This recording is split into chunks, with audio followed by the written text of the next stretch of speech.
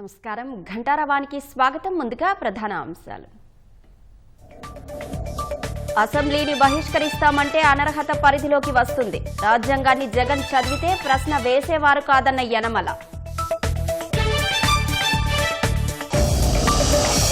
కడప జిల్లా జీవి సత్రం వద్ద జాతీయ రహదారిపై బస్సు బోల్తా. 30 మంది ప్రయాణికులకు తప్పిన ముప్పు.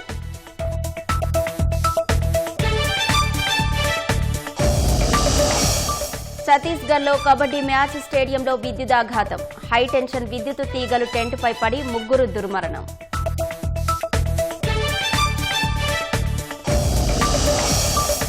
రెండోసారి అధ్యక్షుడయ్యాక 7 యుద్ధాలు ఆపానన్న ట్రంప్. 7 నోబెల్ శాంతి బహుమతులు రావాల్సి ఉందని వ్యాఖ్య. చరిత్రకు సాక్ష్యాలుగా శతాబ్దాల నాటి దిగుడుబావి. ఎండాకాలంలోనూ దాహార్తిని తీరుస్తూ చెక్కు చెదరని వైనం.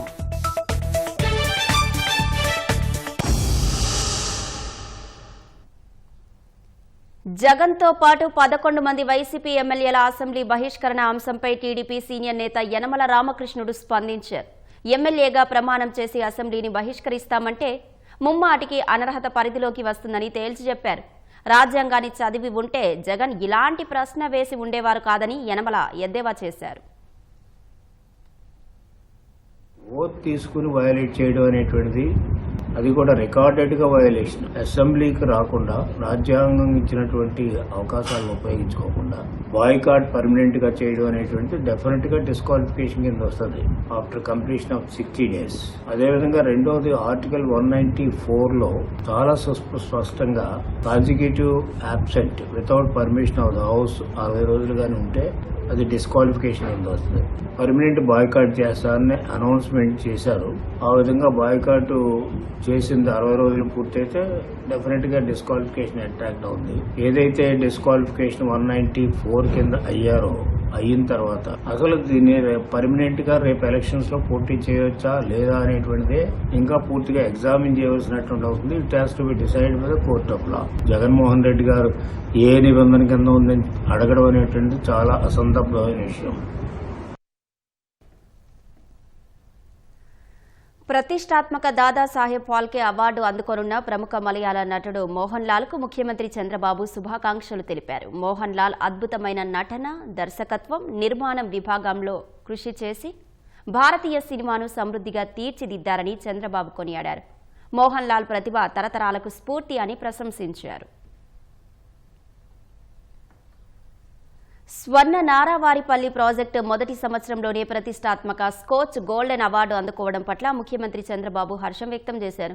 విశిష్ట విజయానికి కృషి చేసిన ప్రతి ఒక్కరికి హృదయపూర్వక అభినందనలు అంటూ ఎక్స్లో పోస్ట్ చేశారు. ప్రాజెక్టులో భాగంగా 1600 కుటుంబాలు సౌరశక్తితో విద్యుత్ వినియోగిస్తుండగా ఏటా 4.89 మిలియన్ యూనిట్ల విద్యుత్ ఉత్పత్తి అవుతోందని వెల్లడించారు. ఫలితంగా 192,000 టన్నుల కార్బన్ ఉద్గారాలను తగ్గించగలిగారని సీఎం వివరించారు. ఆంధ్రప్రదేశ్లో పచ్చదనాన్ని పెంపొందిస్తూ సుస్థిర అభివృద్ధికి ఆదర్శంగా స్వర్ణ నారావారిపల్లి ప్రాజెక్టు నిలుస్తోందని సీఎం చంద్రబాబు పేర్కొన్నారు. ముఖ్యమంత్రి చంద్రబాబు కృషి వల్ల అంతర్జాతీయ స్థాయి డాటా సెంటర్ విశాఖ జిల్లాలోని తుర్లవాడకు తరలివస్తోందని భీమిలి ఎమ్మెల్యే గంటా శ్రీనివాసరావు అన్నారు. భూములు ఇవ్వడానికి రైతులు మొదటి నుంచి సానుకూలంగా ఉన్నారని పేర్కొన్నారు. 520 మంది రైతులకు వారి భూముల స్వరూపాన్ని అనుసరించి మెరుగైన పరిహారం అందేలా చూస్తామన్నారు. గూగుల్ డేటా సెంటర్కు భూములిచ్చే రైతులకు పరిహారంపై కలెక్టర్ హరేంద్ర ప్రసాద్ అధ్యక్షతన జరిగిన సమావేశంలో ఎమ్మెల్యే గంటా పాల్గొన్నారు. రైతులకు న్యాయం చేయాలన్నదే ప్రభుత్వ అభిమతమని పేర్కొన్నారు. వైసీపీ హయాంలో తిరుమల పరకామణిలో జరిగిన కోట్ల కుంభకోణంలో తెర వెనుక దాగున్న తోడేలను వెలుగులోకి తెచ్చేందుకు రంగం సిద్ధమైంది. ఈ కేసులో డొంకను కదిలించేందుకు సిఐడి బరిలోకి దిగనుంది. పరకామణిలో చోరీ చేస్తూ పట్టుబడిన నిందితుడి నుంచి కొన్ని ఆస్తులను టీటీడీకి విరాళంగా అందజేయించి మిగిలిన ఆస్తులను అప్పట్లో టీటీడీలో పనిచేసిన కొందరు ఉన్నతాధికారులు, పోలీసులు, రాజకీయ ప్రముఖులు వాటాలుగా పంచుకొని బినామీల పేరిట రాయించుకున్నారనే ఆరోపణలు సంచలనంగా మారాయి. సిఐడి విచారణలో వాస్తవాలు వెలుగులోకి రానున్నాయి. దేవుడి సొత్తు ₹1 చోరీ చేసినా ఆ నిందితుడిని చట్టపరంగా శిక్షించాలి. కానీ వైసీపీ హయాంలో తిరుమల పరకామణిలో చోరీ చేస్తూ పట్టుబడిన నిందితుడిని కొందరు ఉన్నతాధికారులు, పోలీసులు, రాజకీయ ప్రముఖులు దగ్గరుండి మరీ రక్షించారు. తిరుమల పరకామణిలో రవికుమార్ ఓ మఠం తరపున పనిచేసేవారు. ఏళ్ల తరబడిగా గుమస్తాగా ఉంటూ విదేశీ కరెన్సీ లెక్కించేవారు. చాలా కాలంగా విదేశీ కరెన్సీని పక్కదోవ పట్టించారనే ఆరోపణలు అతనిపై ఉన్నాయి. వైసీపీ హయాంలో 2023 ఏప్రిల్ 29న విదేశీ కరెన్సీని లెక్కిస్తూ అందులో కొన్ని నోట్లను పంచెలో ప్రత్యేకంగా కుట్టించుకున్న అరల్లో దాచుకున్నారు. అతని కదలికలపై అనుమానం వచ్చి సిబ్బంది తనిఖీ చేయగా పట్టుబడ్డాడు. దీనిపై అప్పటి ఏవీఎస్ఓ సతీష్ కుమార్ ఫిర్యాదు చేయడంతో రవికుమార్పై ఎఫ్ఐఆర్ నమోదు చేశారు. ఆ రోజు అతడు $900 అపహరించగా అప్పట్లో వాటి విలువ 72,000గా తేల్చారు. అసలు దొరికింది 112 నోట్లని, రికార్డుల్లో 9 నోట్లే చూపించారనే ఆరోపణలు వచ్చాయి. ఇలా చాలా కాలంగా పరకామణిలో చేతివాటం చూపించి కాజేసిన సొమ్ముతో రవికుమార్ కోట్లకు పడగలెత్తాడని ఆరోపణలున్నాయి.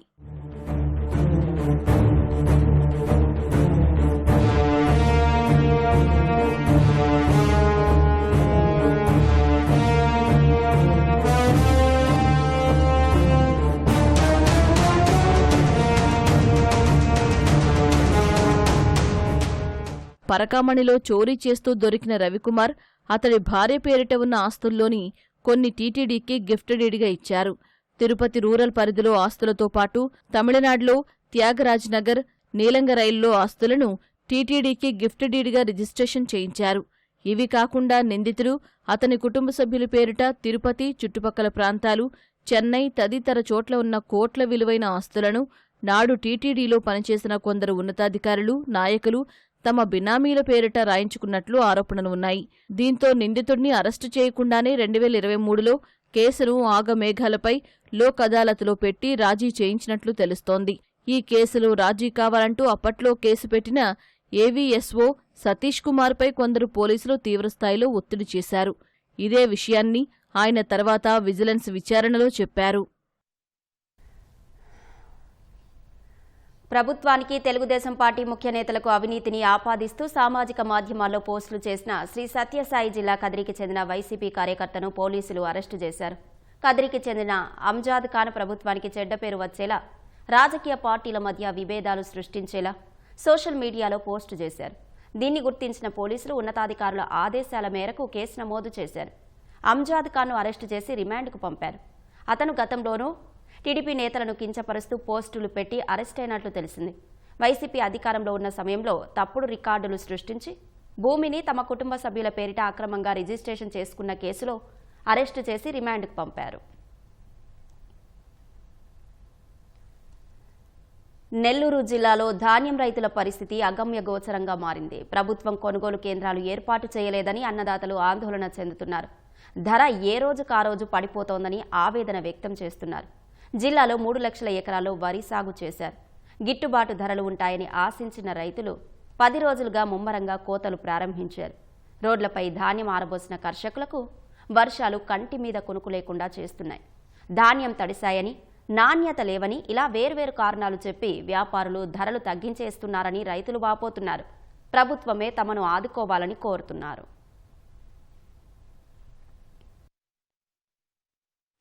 కొనుగోలు కేంద్రాలు పెట్టలేదు, అన్ని ఇబ్బందులు పడతాను. అది పెట్టినా కానీ ఇక ఇప్పుడేం ఉండదు సార్. రేటు వచ్చు అది పెడితే కదా, పెట్టలేదు కదా. వర్షాలతో ఇబ్బంది పడి మామూలుగా గంటకు ఎకరా వచ్చి 4 గంటలు పడుతుంది. పడిపోయి మామూలుగా మిషన్లతో కానీ అంతా గందరగోళంగా ఉంది. రైతుల పరిస్థితులు ఆందోళనగా ఉంది. రైతులు అయితే ఇప్పుడు 15,000కి అడుగుతాండ్రు. 15,000 కూడా మాకు వద్దు అంటారు. రేటు ఏమో పిండి కట్ల అమితమైన రేట్లు పెరిగా, ఇప్పుడు రేట్లు లేకపోయా. ఖర్చులు పెరుగుతాయి, విపరీతమైన పెరుగుతాయి. మందు కొట్టిన వాడు కానీ ట్యాంకీకి 40-45 ఈ రకంగా అయిపోయింది. ఆల్రెడీ ఇప్పుడు 70% అయిపోయింది పంట కూడా. 30% ఉంది. ఈ 30% కూడా వర్షం పైన చూస్తారా కింద చూస్తారా, రైతు బయట తోలుకుందానికి అవకాశం లేదు. పొలాల్లో పోతే బుడదగా ఉంది. వచ్చిన ఒడ్లు అడిగేవాళ్ళు లేడు, నాణ్యత లేదా, ఏదేదో చెప్తున్నారు వాళ్ళు. సీఎంఆర్ అని ఉంటే కొంచెం రేటు 18,000-20,000 అని వచ్చి ఉండేది, అది కూడా లేకుండా పోయింది. కొనుగోలు కేంద్రాలు ప్రారంభించలేదు. సెప్టెంబర్లో ఎప్పుడూ లేదు, అక్టోబర్ నుంచి మేము ప్రారంభించేదన్నట్టుగా చెప్పారు. అదిగో తప్పది. 850 కేజీలు ఒక పుట్టి 850 కేజీలకు వచ్చి ఎంటీయు 13,000 కొంటున్నారు నిన్న ఇవాళ. దాన్ని కొంతమంది అయితే అడగటల్లా. అసలు కేఎన్ఎం వెరైటీలు అయితే 16,500 నుంచి స్టార్ట్ అయ్యి కిందకు దిగి ఈ రోజున 15,000. ఎంఎస్పి ప్రకారం కొనాల్సింది 19,720 రూపాయలు. ఏదో విధంగా రైతుకు న్యాయం చేయాలి. ఈ తడిసిపోయిన ఒడ్లు కూడా కొనాలి. కడప జిల్లా ప్రొద్దుటూరులో ఫైనాన్షియల్ వేణుగోపాల్ రెడ్డి కిడ్నాప్ వ్యవహారం కలకలం రేపుతోంది. వేణుగోపాల్ రెడ్డి పలువురికి వడ్డీకి అప్పులు ఇచ్చారు. శనివారం రాత్రి 9 గంటలైనా ఇంటికి రాకపోవడంతో సమీపంలోని జమ్మలమడుగు మెయిన్ రోడ్డుకు వెళ్లి వాచ్మెన్ చూడగా అక్కడ ఆయన ద్విచక్ర వాహనం పడిపోయింది. ఘటనా స్థలంలో కారపొడి చల్లి ఉండడం, చెప్పులు కూడా అక్కడే ఉండడంతో కిడ్నాప్ చేసి ఉంటారని భావించిన కుటుంబ సభ్యులు వెంటనే పోలీసులకు సమాచారం ఇచ్చారు. వారు చెప్పిన వివరాల ఆధారంగా అనుమానితుల ఇళ్ల వద్దకు వెళ్లి పోలీసులు విచారిస్తున్నారు. సీసీ కెమెరాలు పరిశీలిస్తున్నారు. కారులో కొందరు వ్యక్తులు వేణుగోపాల్ రెడ్డిని ఎత్తుకెళ్లినట్లు పోలీసులు అనుమానిస్తున్నారు. అప్పులు తీసుకున్న వారే కిడ్నాప్ చేసి ఉంటారని కుటుంబ సభ్యులు ఆరోపిస్తున్నారు. కడప జిల్లా మైదుకూరు మండలం జీవీ సత్రం వద్ద 67వ నెంబర్ జాతీయ రహదారిపై ఆర్టీసీ బస్సు బోల్తా పడింది. విజయవాడ నుంచి కడపకు వస్తున్న బస్సు జీవీ సత్రం వెళ్లే మార్గం వద్ద అదుపు తప్పి బోల్తా పడింది. ప్రమాద సమయంలో 30 మంది బస్సులో ప్రయాణిస్తున్నట్లు సమాచారం. ఈ ఘటనలో ప్రయాణికులకు ఎలాంటి ప్రమాదం జరగలేదు. బోల్తా పడిన బస్సును అధికారులు పునరుద్ధరించి కడప డిపోకు పంపారు.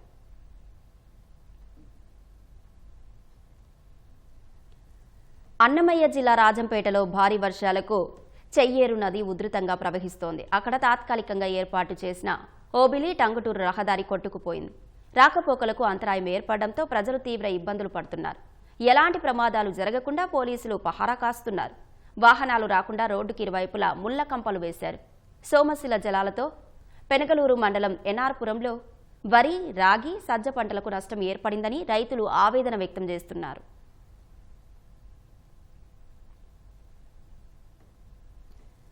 ఎన్టీఆర్ జిల్లా కంచికచెర్ల మండలంలో గత రాత్రి కురిసిన భారీ వర్షానికి పలు వాగులు పొంగి ప్రవహిస్తున్నాయి.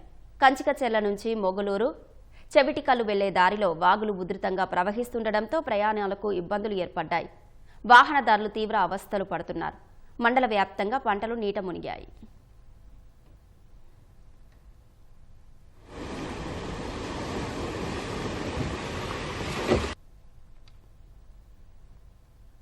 ప్రధాని నరేంద్ర మోదీ సాయంత్రం 5 గంటలకు జాతినుద్దేశించి ప్రసంగించనున్నారు. ఈ మేరకు కేంద్ర ప్రభుత్వ వర్గాలు తెలిపాయి. ఏ అంశం గురించి ప్రధాని ప్రసంగిస్తారన్న దానిపై స్పష్టత లేదు. అయితే జీఎస్టీ సంస్కరణలు రేపటి నుంచి అమల్లోకి రానున్న వేళ ప్రధాని ప్రసంగంపై ఆసక్తి నెలకొంది. పండుగల సీజన్ మొదలైన నేపథ్యంలో ప్రజలంతా స్వదేశీ వస్తువులనే కొనాలని మోదీ ఇప్పటికే పలుమార్లు సూచించారు. విదేశాలపై ఆధారపడే తత్వమే భారతీయులకు ప్రధాన శత్రువని అన్నారు. దీంతో ఆయన మరోసారి స్వదేశీ మంత్రాన్ని ఉద్ఘాటించే అవకాశం ఉంది.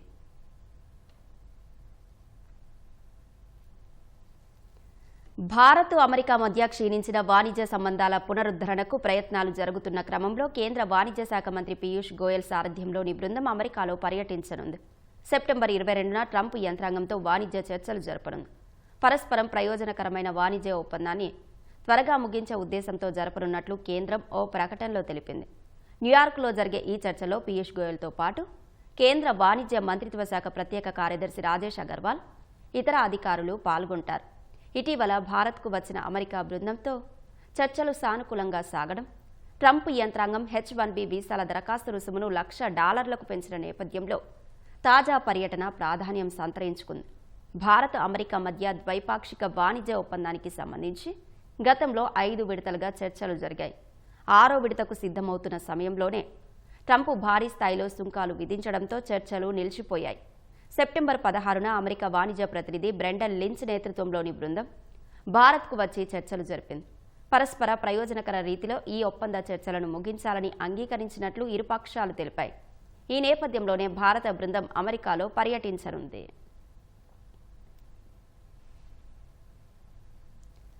వాణిజ్యంతో భారత్, పాకిస్తాన్ మధ్య యుద్ధాన్ని నిలువరించారని అమెరికా అధ్యక్షుడు డొనాల్డ్ ట్రంప్ మరోసారి పాతపాట పాడారు. రెండోసారి అధ్యక్ష బాధ్యతలు స్వీకరించాక 7 యుద్ధాలను ఆపినందుకు తనకు నోబెల్ శాంతి బహుమతి రావాలన్నారు. న్యూయార్క్లో కార్నర్ ఇన్స్టిట్యూట్ వ్యవస్థాపకుడు ఇచ్చిన విందులో పాల్గొన్న ట్రంప్ 60% యుద్ధాలను వాణిజ్యంతోనే ఆపానని చెప్పారు.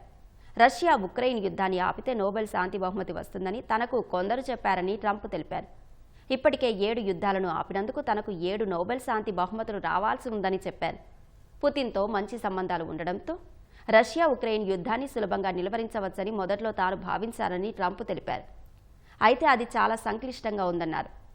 ఏదో ఒక రీతిలో రష్యా, ఉక్రెయిన్ యుద్ధాన్ని ముగిస్తానని ట్రంప్ ఆశాభావం వ్యక్తం చేశారు.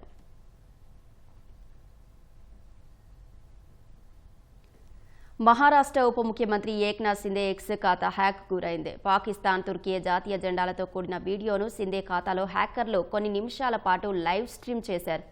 ఈ ఘటనపై సైబర్ క్రైమ్ పోలీసులకు ఫిర్యాదు చేశామని ఓ అధికారి తెలిపారు. ప్రస్తుతం ఉప ముఖ్యమంత్రి ఖాతా వినియోగంలోకి వచ్చిందని చెప్పారు. ఖాతాను పునరుద్ధరించేందుకు 30 నుంచి 45 నిమిషాలు పట్టిందని ఆయన తెలిపారు. ఛత్తీస్గఢ్లోని కొండగావ్ జిల్లాలో విషాదం నెలకొంది. కబడ్డీ మ్యాచ్ వీక్షిస్తున్న సమయంలో విద్యుదాఘాతంతో 3 మృతి చెందగా పలువురు గాయపడ్డారు. మృతుల్లో ఒక ఆటగాడు ఉన్నాడని అధికారులు తెలిపారు.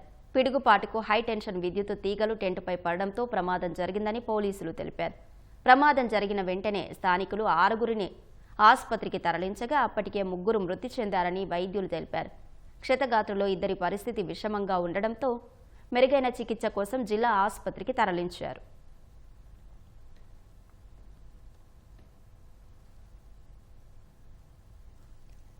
నేపాల్ తరహాలో పెరూలో జెడ్ ఉద్యమకారులు రోడ్డెక్కారు. ఇటీవల పెరూలో ప్రభుత్వం తీసుకొచ్చిన పెన్షన్ సంస్కరణలను వ్యతిరేకిస్తూ రాజధాని లిమాలో నిరసన చేపట్టారు. వందలాది మంది యువకులు సెంట్రల్ స్క్వేర్ నుంచి ప్రభుత్వ భవనం దిశగా వెళ్లేందుకు యత్నించగా పోలీసులు అడ్డుకున్నారు. ఈ క్రమంలో పోలీసులు జెడ్ ఉద్యమకారుల మధ్య ఘర్షణ చోటు చేసుకుంది. నిరసనకారులను చెదరగొట్టేందుకు పోలీసులు టియర్ గ్యాస్ ప్రయోగించారు. పెరూ ప్రభుత్వం తీసుకొచ్చిన పెన్షన్ సంస్కరణలను నిరసిస్తూ ఇటీవల జెడ్ ఉద్యమకారులు సామాజిక మాధ్యమాల్లో పెద్ద ఎత్తున పోస్టులు పెట్టారు. ఆమోదయోగ్యమైన వేతనాలు ఇవ్వాలని డిమాండ్ చేశారు. వీరికి వివిధ యూనియన్లు, పర్యావరణ ఉద్యమకారులు మద్దతిచ్చారు. పెరూ అధ్యక్షుడు, కేబినెట్ మంత్రులు సహా ఇతర చట్టసభ్యులు పలు నేరాలు చేశారని అటార్నీ జనరల్ ఆరోపించడంతో కొన్నాళ్లుగా ఆ దేశంలో రాజకీయ ఉద్రిక్తత నెలకొంది.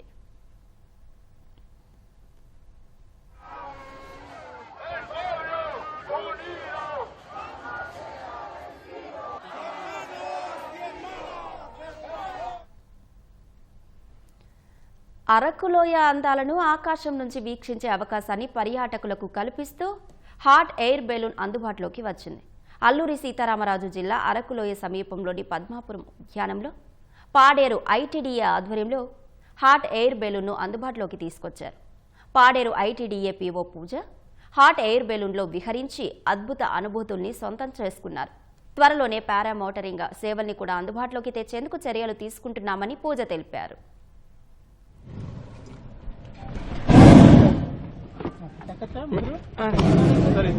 ఇద్దరు చాలు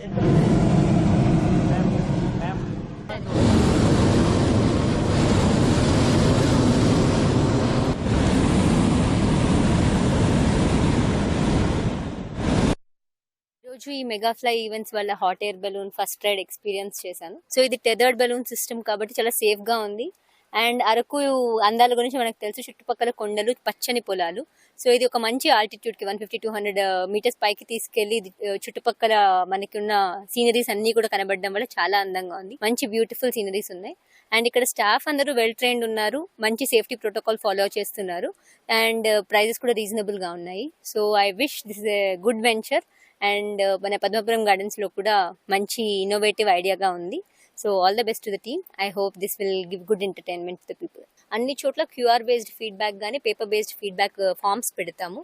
ఏవి అయితే చేయగలమో ఇమీడియట్, అంటే మనకు కొన్ని ఉంటాయి హ్యూమన్ రిసోర్సెస్, అంటే మనకి టాయిలెట్స్ అవైలబిలిటీ కానీ, స్టాఫ్ అవైలబిలిటీ కానీ, ఏదైనా చెప్పడం కానీ, గైడెన్స్ లేకపోవడం కానీ, ఇలాంటివి ఏవైతే ఇమీడియట్ గా టేకప్ చేయగలిగో చేస్తాము. విశాఖ ఆర్కే బీచ్లో నమో యువరన్ కార్యక్రమం ఘనంగా జరిగింది. డ్రగ్స్ నిర్మూలన నినాదంతో 3K రన్ నిర్వహించారు. ఈ కార్యక్రమంలో బీజేపీ రాష్ట్ర అధ్యక్షుడు మాధవ్ ముఖ్య అతిథిగా పాల్గొన్నారు. ఆర్కే బీచ్ నుంచి YMCA వరకు సాగిన 3K రన్లో యువతీ యువకులు, విద్యార్థులు పాల్గొన్నారు. యువత చెడు వ్యసనాలకు లోను కాకుండా దేశ అభివృద్ధి కోసం కృషి చేయాలని మాధవ్ పిలుపునిచ్చారు.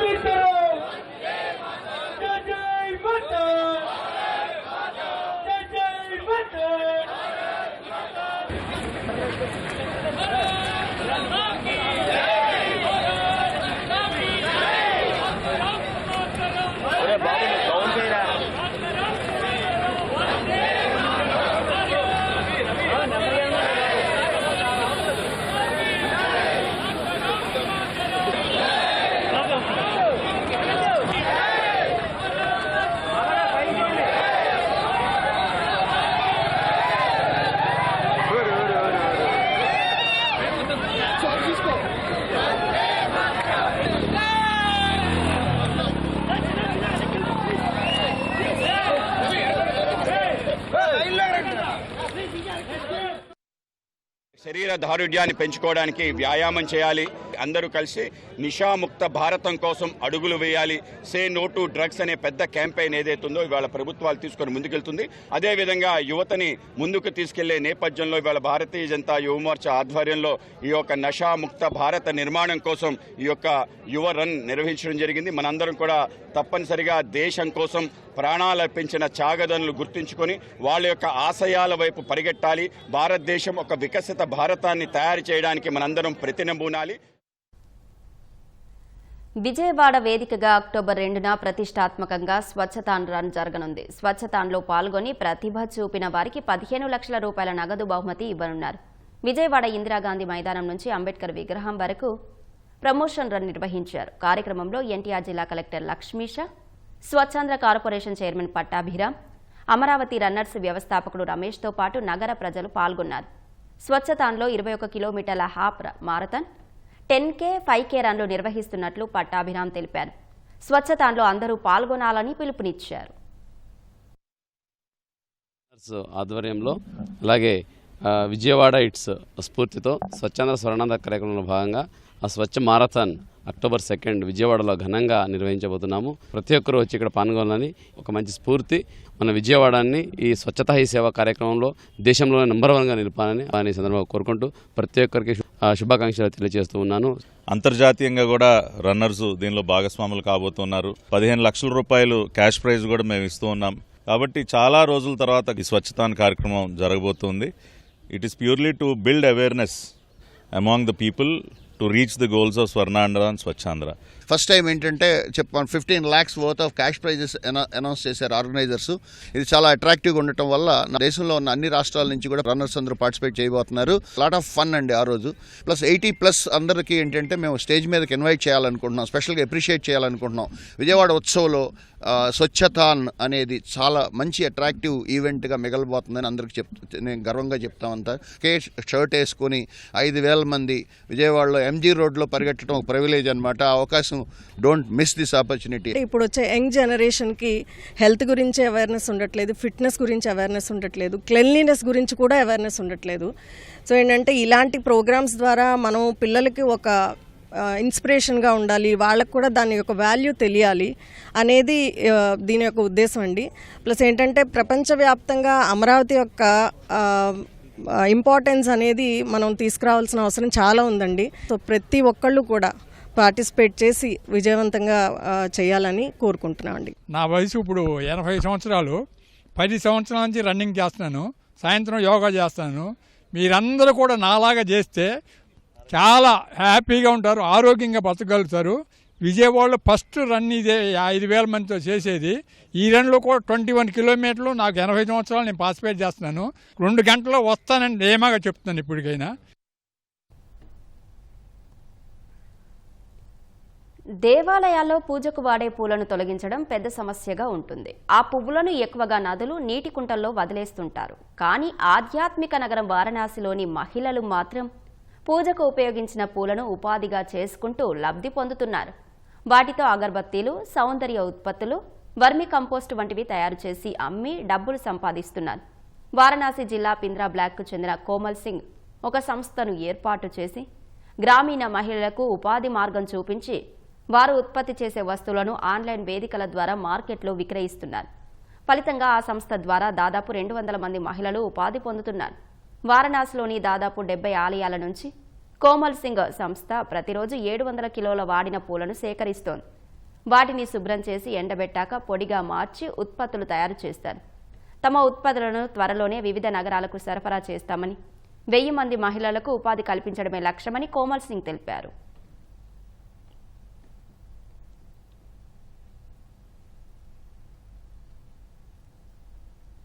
ఉపసభాపతి రఘురామకృష్ణరాజు మాట్లాడుతున్నారు. ఇప్పుడు చూద్దాం.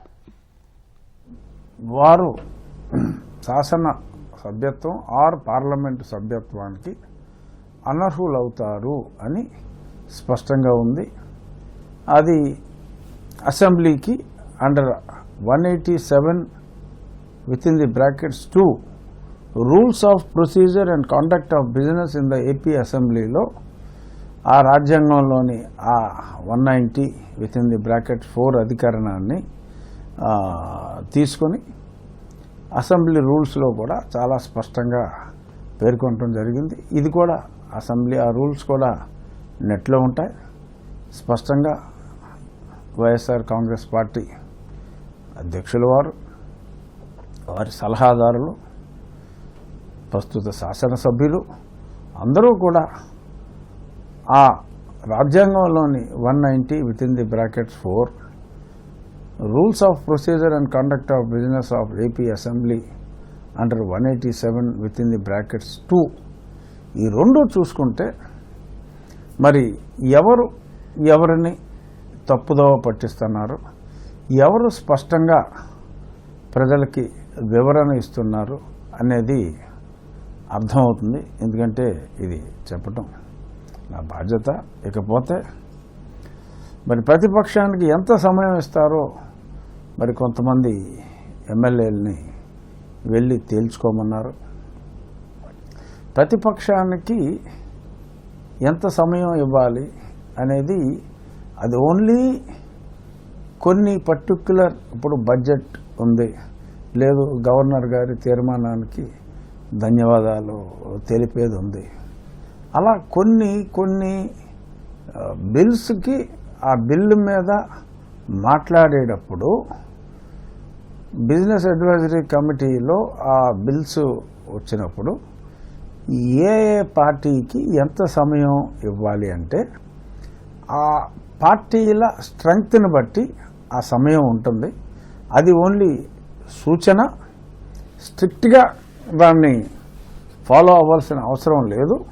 ఎందుకంటే ఇండిపెండెంట్ మెంబర్స్ కూడా అవకాశం ఇస్తారు. ఒక్కళ్ళే ఉన్నా కూడా వాళ్ళకు కూడా అవకాశం ఇస్తారు, కొంచెం తక్కువ సమయం ఇస్తారు. ఓవరాల్గా ఫర్ ఎగ్జాంపుల్ ఇప్పుడు ఎంతోమంది తెలుగుదేశం పార్టీకి సంబంధించిన సభ్యులు ఉన్నారు.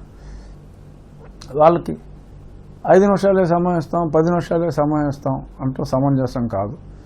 కొద్దిమంది మాట్లాడే అవకాశం ఉంటుంది. ఎందుకంటే ఆ పార్టీకి 10 నిమిషాలే ఇస్తాం అని అన్నారనుకోండి, మరి 130 మంది పైబడి ఉన్న ఆ పార్టీలో మరి అంతమంది సభ్యులు ఉన్నప్పుడు వాళ్ళకి నేను ఆ 10 నిమిషాలే ఇస్తాను అంటాం సమంజసం కాదు. సో కాబట్టి మనకి లోక్సభ ఆర్ ఎనీ అసెంబ్లీ విధి విధానాల్లో ఆ కేటాయించే సమయం బిజినెస్ అడ్వైజరీ కమిటీలో కూర్చున్నప్పుడు డిసైడ్ అవుతుంది. వీళ్ళు యువజన శ్రామిక రైతు కాంగ్రెస్ పార్టీ వారు బీఏసీకి కూడా రావటం లేదు. వచ్చినప్పుడు ఈ పర్టికులర్ టాపిక్ మీద మాకు కాస్త ఎక్కువ సమయం ఇవ్వండి అని వారు అడిగితే శాసనసభాపతి గారు కన్సిడర్ చేయొచ్చు.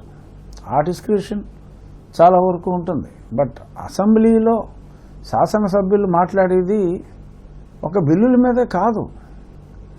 0 అవర్ ఉంటుంది, మెయిన్గా ముఖ్యంగా ప్రశ్నోత్తరాల సమయం క్వశ్చన్ అవర్ ఉంటుంది. ప్రతిరోజు క్వశ్చన్ అవర్లో 2 ప్రశ్నలు వైఎస్ఆర్ కాంగ్రెస్ పార్టీ వారికి వస్తున్నాయి.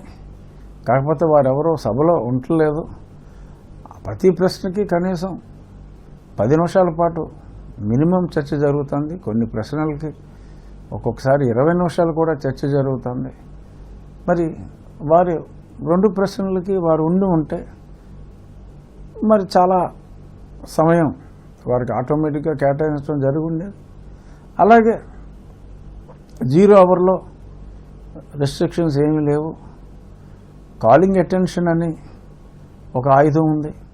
మరి ఏదన్నా ఎమర్జెన్సీగా matter of urgent public importance ఉన్నప్పుడు ఆ మధ్యన ఎక్కడికో వెళ్ళారు, ఏదో ఆందోళన చేశారు, సపోజ్ ఆ సమయంలో అసెంబ్లీ ఉందనుకోండి, ఓకే పలానా ఇష్యూ మీద కాలింగ్ అటెన్షన్ నోటీస్ ఇచ్చారు అంటే ఆ సంబంధిత మంత్రి గారు ఇప్పుడు నోటీస్ ఇచ్చిన ఆయనకి అవకాశం ఇస్తారు.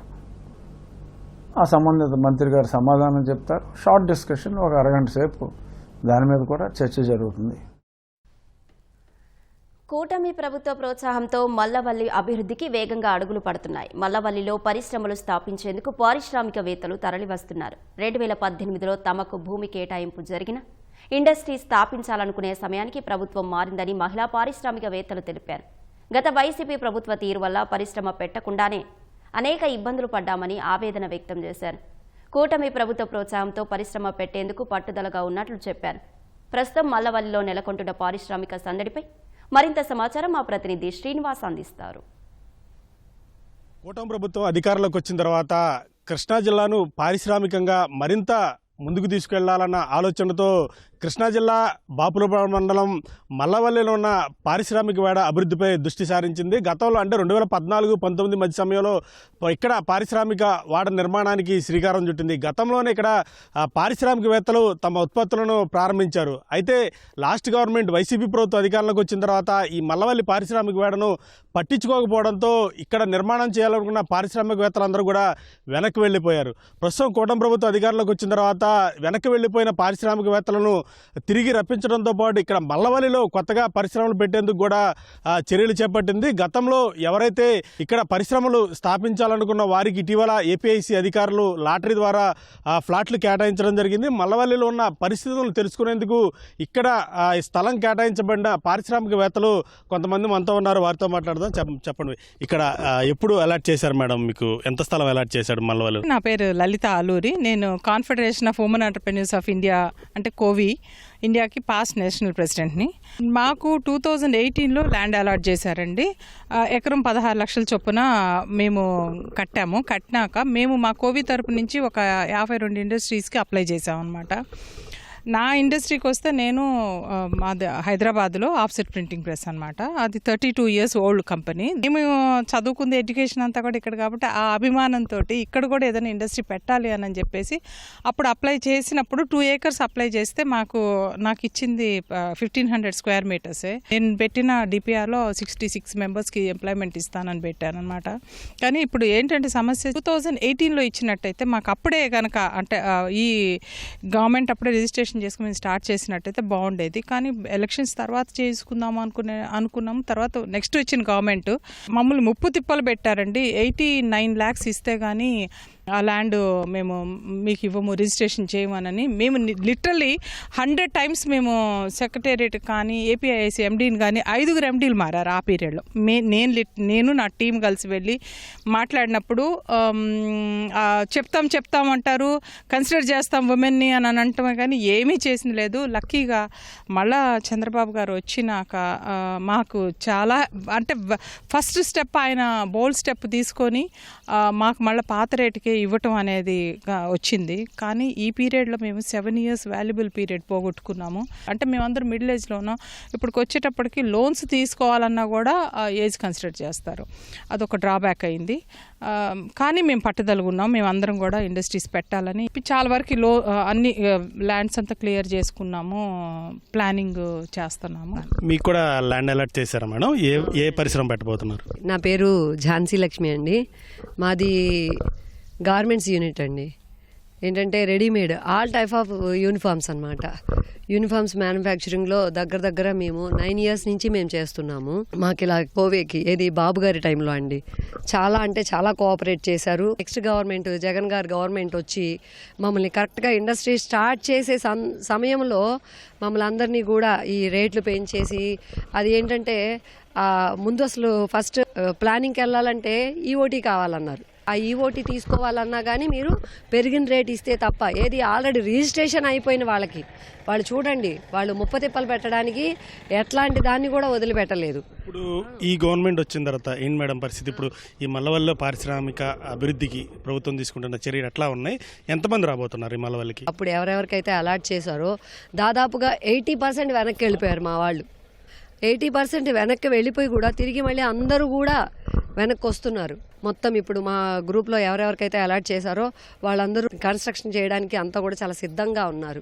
కాకపోతే ఇక్కడ ఏంటంటే మాకు ఈ టైమ్ ఆఫ్ ది పీరియడ్ కూడా కొంచెం ఫాస్ట్గా మూవ్ చేస్తే ఈ ఓటీలు ఇవ్వడం అనేది ఇవంతా కూడా మేము ఇంకా మరింత బాగా డెవలప్ చేసి త్వరగా వితిన్ 6 monthsలో మా యూనిట్ స్టార్ట్ చేసి చక్కగా ఎంప్లాయ్మెంట్ కూడా కల్పించగలమని మేము విన్నపం చేసుకుంటున్నాం గవర్నమెంట్ వారికి.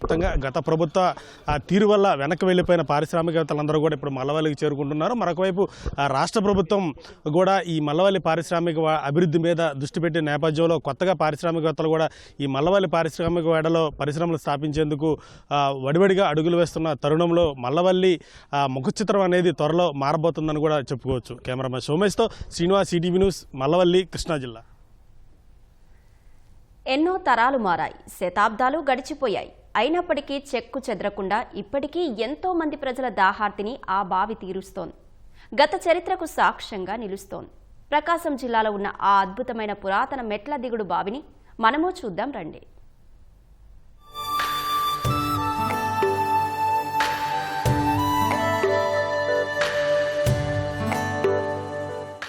చూశారు కదా, శంఖం ఆకారంలో కనుల విందు చేస్తున్న ఈ బావిని. ఇది ప్రకాశం జిల్లా చంద్రశేఖరపురం మండలం వి బైలు పంచాయతీ పరిధిలోని మైలుచెర్ల గ్రామ సమీపంలోని దట్టమైన అటవీ ప్రాంతంలో ఉంది. క్రీస్తు శకం 17వ శతాబ్దంలో ప్రజల దాహార్తిని తీర్చేందుకు గండి సోదరుడు అనే 2 అన్నదమ్ములు ఈ రాతి బావిని నిర్మించారని స్థానికులు చెబుతున్నారు. ఈ బావిని అన్నదమ్ముల బావి, శంఖుబావి, శ్రీ యోని బావి, మెట్లబావి అనే వివిధ పేర్లతో ఇప్పటికీ పిలుస్తూ ఉంటారని తెలిపారు.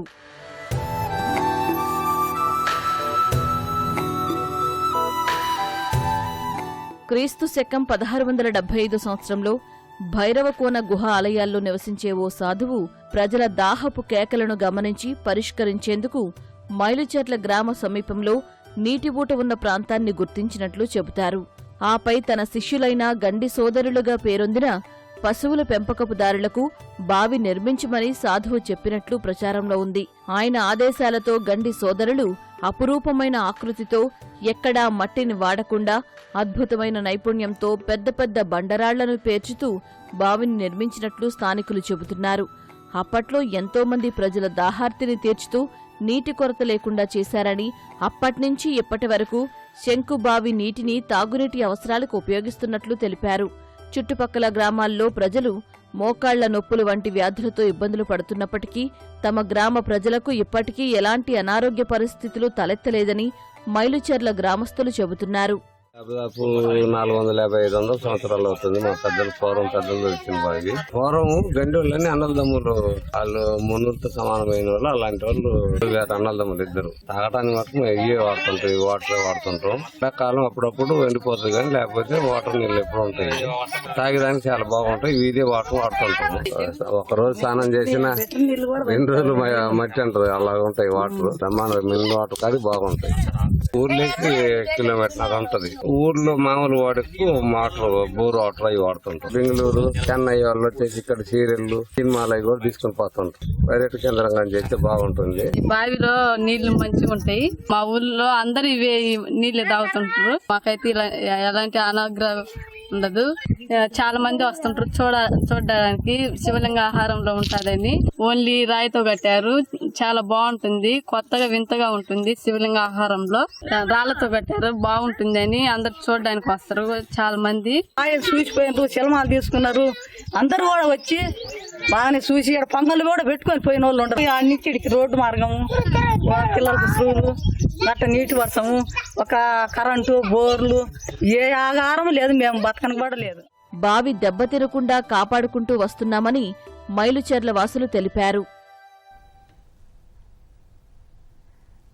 అల్లంత ఎత్తున గాజు వంతెనపై నడుస్తూ థ్రిల్ ఫీల్ అవ్వడానికి ఇక ఏ చైనాకో యూరప్కో వెళ్లాల్సిన అవసరం లేదు. అలాంటి అనుభూతిని ఇప్పుడు మన విశాఖలోనే ఆస్వాదించవచ్చు. పగలు అద్దాల్లో విశాఖ అందాలను చూపే గాజు వంతెన రాత్రికి వెలుగు జిలుగులతో మంత్రముగ్ధుల్ని చేయనుంది. నెలాఖరులోగా సందర్శకుల్ని ఆహ్వానించేందుకు సిద్ధమవుతోంది.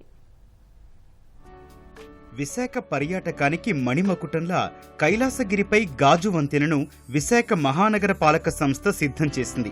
చుట్టూ సింహాచలం కొండలు, ఎదురుగా సాగర సోయగం, కింద ప్రకృతి సోయగాలు, ఇవన్నీ గాజు వంతెనకు సహజ సిద్ధ ఆకర్షణలు. పగలే కాదు, రాత్రి కూడా మైమరిపించే మధురానుభూతిని పంచనుంది. రాత్రిపూట త్రివర్ణ వెలుగులతో మెరిసేలా ఈ గ్లాస్ వంతెనకు లైట్లు అమర్చారు.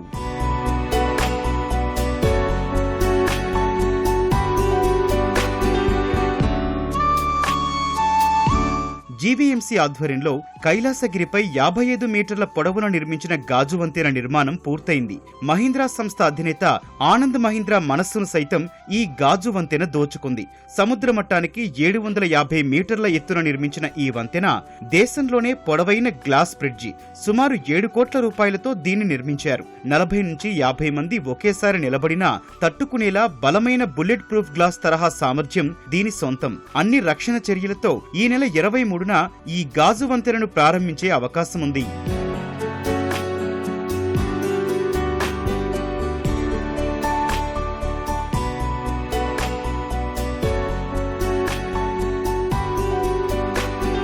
యాక్చువల్గా మనం ఇది ప్లాన్ చేసింది మార్నింగ్ పూట టూరిస్ట్ మొత్తం మనం అట్రాక్ట్ చేయడం కోసం. బట్ ఆ ప్లానింగ్లో ఈవినింగ్ పూట కూడా మన టూరిజంని ఎలా అట్రాక్ట్ చేయాలి, ఎలా వచ్చిన టూరిజంని ఇంకొంచెం మనం ప్రమోట్ చేసుకోవాలి, టూరిస్ట్ని ఇంకొంచెం అట్రాక్ట్ ఎలా చేయాలనే ఉద్దేశంతో ఈ ప్లాన్ చేయడం జరిగింది. So being patriotic tricolour design చేయడం జరిగింది. సో ఈవినింగ్ పూట మనకు లాంగ్ వీ మీరు చూసారంటే అక్కడ up to Rishikonda and here up to the port మీరు లాంగ్ వీలో ట్రై కలర్ చాలా బ్యూటిఫుల్గా ఉంది. అది చూడంగానే ఆటోమేటిక్గా మీకు మన దేశభక్తి అనేది ఆటోమేటిక్గా కలుగుతుంది. సో ఆ ప్రయత్నం మేము చేసాము, అది సక్సెస్ అయింది. చాలామంది మీరు ఇన్స్టాలో కూడా చాలా రీల్స్ అన్నీ మీరు ఆల్రెడీ ఎయిర్ అవుతున్నాయి. సో పాజిటివ్ కామెంట్స్ వచ్చాయి. సో నైట్ పూట ఇక్కడికి వచ్చే టూరిస్టులు ఈ లైటింగ్ చూస్తూ ఈ సీ అందాలను చూస్తూ ఇంకా మోర్ థ్రిల్లింగ్ ఫీల్ అవ్వడం కోసం ఈ మా చిన్న ప్రయత్నం అండి. అది సక్సెస్ అయిందని మేము భావిస్తున్నాం. ఇంకెందుకు ఆలస్యం, ఈ గాజు వంతెనపై విహారానికి ఇప్పటి నుంచే ప్లాన్ చేసుకోండి. మరి వివాహేతర సంబంధం మోజులో పడి బంగారం లాంటి కుటుంబాన్ని బుగ్గిపాలు చేసుకుంది. భార్య దారి తప్పిన పిల్లల భవిష్యత్తును దృష్టిలో ఉంచుకొని నోరు మెదక్కపోవడమే ఆ భర్త తప్పైంది. మంచి మాటలతో భార్యకు నచ్చజెబుదామనుకున్న భర్త మంచితనమే అతనికి శాపమైంది.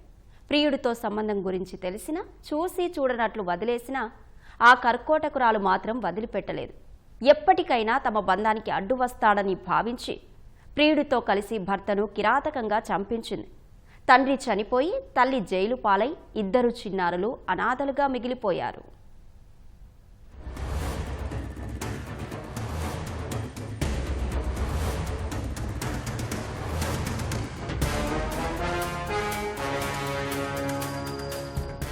కర్నూలు జిల్లా ఆస్పరి మండలం తొగలగల్లుకు చెందిన అహోబిలంతో కలపరికి చెందిన పద్మావతికి వివాహమైంది. కూలీ పనులు చేసుకుంటూ ఎంతో సంతోషంగా ఉండేవారు. వారికి ఒక బాబు, పాప ఉన్నారు. ఉన్నదానిలో తింటూ పిల్లలను చదివించుకుంటూ ఆనందంగా గడుపుతున్న ఆ కుటుంబంలో వివాహేతర సంబంధం చిచ్చురేపింది. భార్య తప్పు చేసిన పిల్లల ముఖం చూసి సర్ది చెప్పుకుంటూ వస్తున్న అహోబిలం మంచితనమే అతనికి శాపంగా మారింది. ప్రియుడితో కలిసి భార్య పద్మావతి అతి దారుణంగా భర్తను హతమార్చింది. నటుడు మోహన్ లాల్ మాట్లాడుతున్నారు, ఇప్పుడు చూద్దాం. So who shaped me, who brought the artist in me, who is showing the beautiful light for my graceful walk in this industry. So I'm just sharing all my views and my love and my respect to the artists who work with me and to the great people in the Malayalam industry.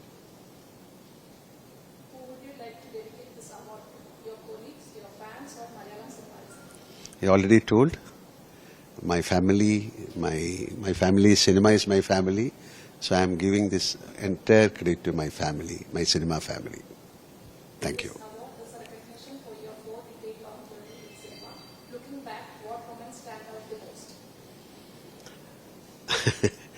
Now looking back, this is the moment when I heard that I am conferred with this award.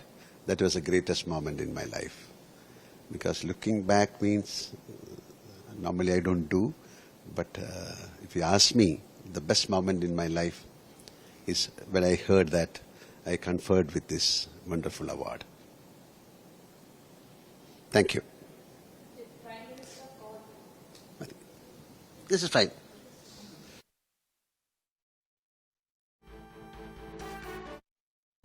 Nandyal జిల్లాలోని ఓ వాగు వజ్రాల వేటకు కేంద్రంగా మారింది. చుట్టుపక్కల జిల్లాల వారు అక్కడికి చేరి అదృష్టాన్ని పరీక్షించుకుంటున్నారు.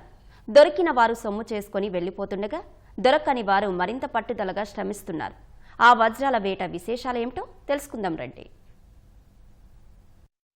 వాగు వద్ద పనిచేస్తున్నట్లు కనిపిస్తోన్న వీరంతా ఉపాధి హామీ శ్రామికులు కాదు, వజ్రాల కోసం వెతుకుతున్న అన్వేషకులు. నంద్యాల నుంచి గిద్దలూరు వెళ్లే మార్గంలో శ్రీ సర్వలక్ష్మీ నరసింహస్వామి ఆలయం సమీపాన ఉన్న వక్కులేరు వాగులో వజ్రాల కోసం వెతుకుతున్నారు. ఎగువన ఉన్న నల్లమల అడవి నుంచి ప్రవహించే ఈ వాగులో వర్షాలకు వజ్రాలు కొట్టుకొచ్చి ఒడ్డున ఇసుకరాళ్ల కిందకు చేరతాయని ప్రజలు నమ్ముతారు. ఏటా వజ్రాల కోసం వెతుకుతుంటారు.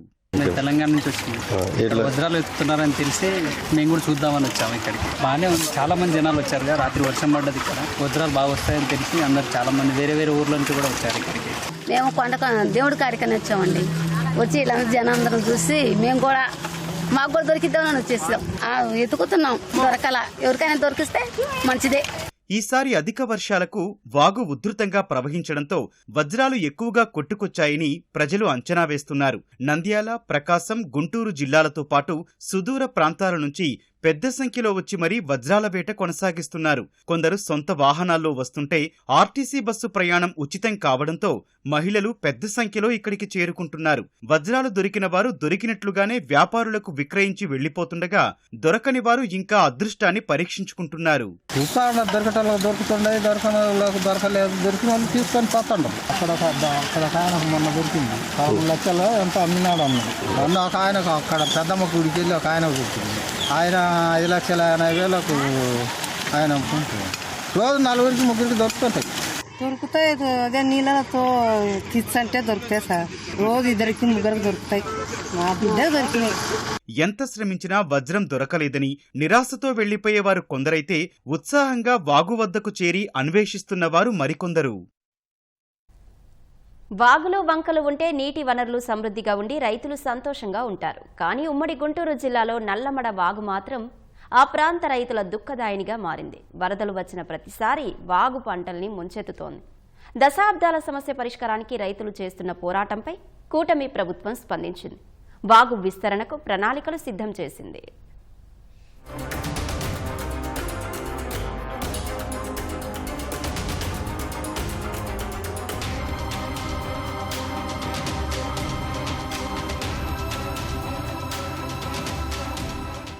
ఉధృతంగా ఉరకలేస్తున్న నల్లమ్మడ వాగు ఉమ్మడి గుంటూరు జిల్లా పరిధిలోని బాపట్ల, పత్తిపాడు, చిలకలూరుపేట నియోజకవర్గాల్లో విస్తరించి ఉంది.